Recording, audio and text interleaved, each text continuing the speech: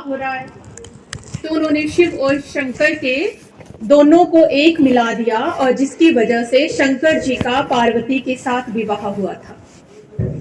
लेकिन वास्तव में एक बहुत बड़ा इसके पीछे आध्यात्मिक रहस्य छिपा हुआ है कि शिवरात्रि को हम त्रिमूर्ति शिव जयंती भी कहते हैं, शिवरात्रि भी कहते हैं और शिव का विवाह भी कहते हैं। तो उसके पीछे क्या रहस्य है? तो जैसा कि हमें परमात्मा ने समझाया कि शिव कौन है और शंकर कौन है, ये एक बहुत बड़ी पहेली है। शिव कहा जाता है निराकार परमपिता परमात्मा को, जिनका रूप ज्योति बिंदु स्वरूप है, जिनका घर परम धाम है, जिनके लिए ग्रंथों में लिखा हुआ है सचखंड बसे निराकार।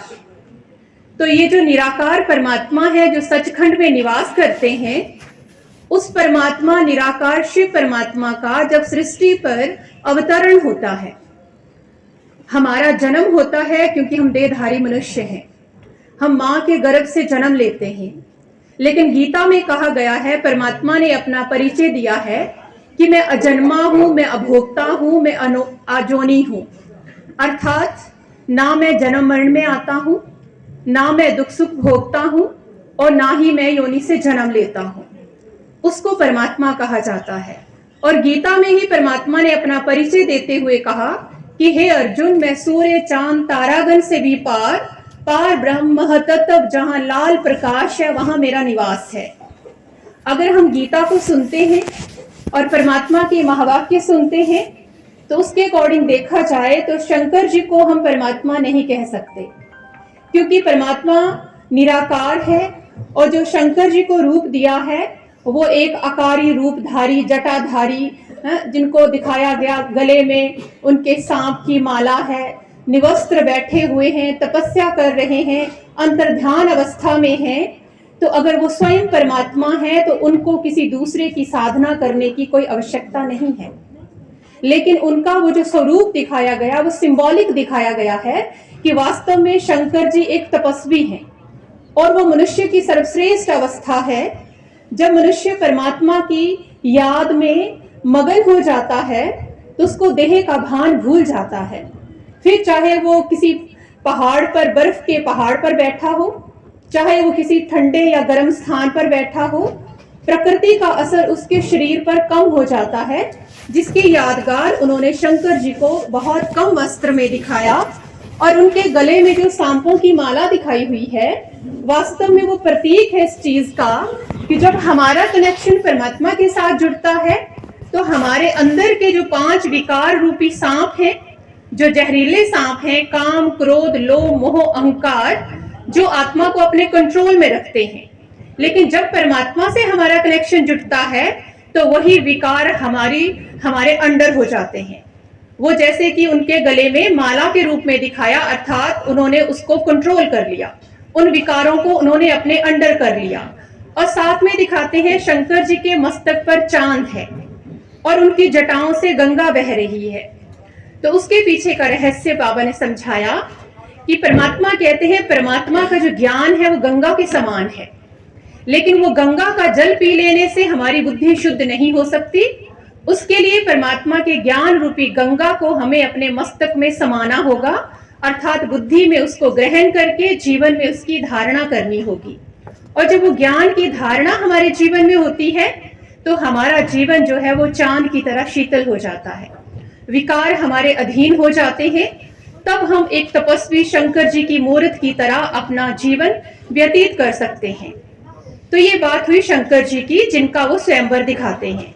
परंतु वास्तव में अगर शिव की बात की जाए तो परमात्मा शिव का कोई ना दैहिक रूप है, ना साकारी रूप है, ना कोई उनका आकारी रूप है। परमात्मा तो स्वयं में ही प्रकाश स्वरूप है। वो सुख के सागर हैं, शांति के सागर हैं, प्यार के सागर हैं, और इतना प्यार वो संसार को लुटाते हैं जिसका प्रत्यक्ष उदाहरण आज हमारे सामने है कि पूरे विश्व भर में उस परमपिता परमात्मा के जन्मदिन को, उनके अवतरण के दिवस को सारे संसार में, ना केवल भारत में लेकिन सारे संसार में बड़ी धूमधाम से मनाया जाता है, क्योंकि परमात्मा की ही वो हम कहते हैं इतनी बड़ी उपाधि है जो पूरे विश्व की आत्माएं उनके जन्मदिन को मना रही हैं।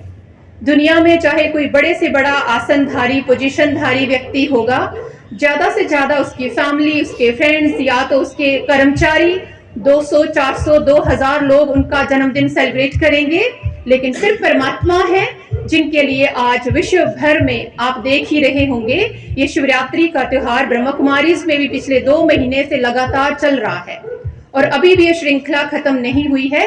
कंटिन्यू अप्रैल तक ये प्रोग्राम चल रहे हैं। तो ये हमारे अंदर के परमात्मा के प्रति प्यार है, उद्गार है, या उनके द्वारा हुई प्राप्तियों के बदले में एक शुक्राना है कि परमात्मा ने हमें अपना बच्चा बनाया और परमात्मा के पास जो भी प्रॉपर्टीज थी, जो भी गुण थे, जो भी शक्तियां थी, जो भी खजाने थे, वो परमात्मा ने हमें दिए। और उसी की यादगार में ओकेजनली लोग जो शिवरात्रि मनाते हैं, तो आपने देखा होगा शिवरात्रि के दिन लोग जागरण करते हैं।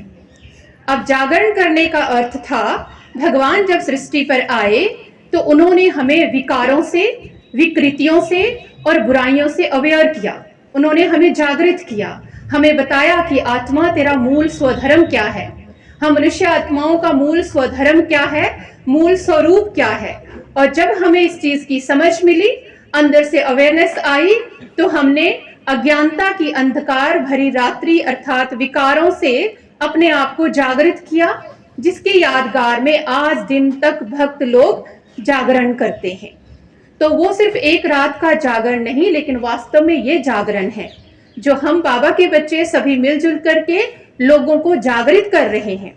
ये प्रभात फेरी, ये शोभा यात्राएं, ये इसी चीज का प्रतीक है कि जो लोग अभी भी अज्ञानता की नींद में सोए हुए हैं उनको जगाना है, क्योंकि ये परमात्मा ने हमें कर्तव्य सौंपा है।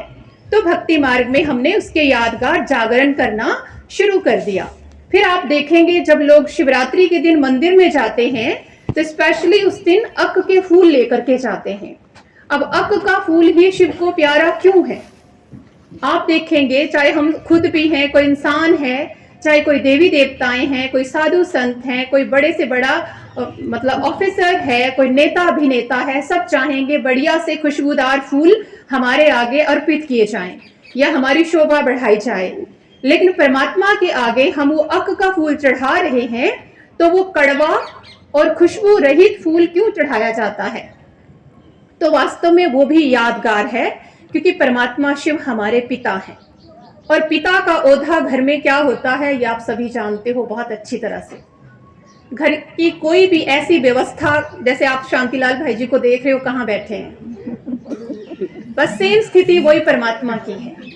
क्योंकि वो पिता है तो इसलिए पिता चाहते हैं कि बच्चों को मतलब वो सारी जो भी बुराइयां हैं, कमियां हैं, वो उन्हें अर्पित की जाए और उनसे अच्छे अच्छे गुण जो हैं वो धारण किए जाएं। तो उसी की यादगार में हम वो अक का फूल चढ़ाते या फिर जाकर के भांग धतूरा चढ़ाते हैं या जाकर के वो व्रत रखते हैं। तो वो बुराइयों का व्रत रखना ये यादगार है, ये प्रतीक है उस चीज का कि हम शिवरात्रि के दिन वो व्रत रखते हैं। बाकी समय जितना है उसके अनुसार आप सभी, बाकी तो सभी जानते हैं। किसी और को थोड़ा ज्यादा जानने की अगर इच्छा हो तो आप सेंटर पे जाएं, अपने लारिस रोड में सेंटर है, या जहां से भी आपके रिश्तेदार आए हैं वो अपने नियर जहां भी सेंटर होगा वहां जाएं और जाकर के इस रहस्य को और बाबा के वास्तविक परिचय को जान सकते हैं। ओम शांति।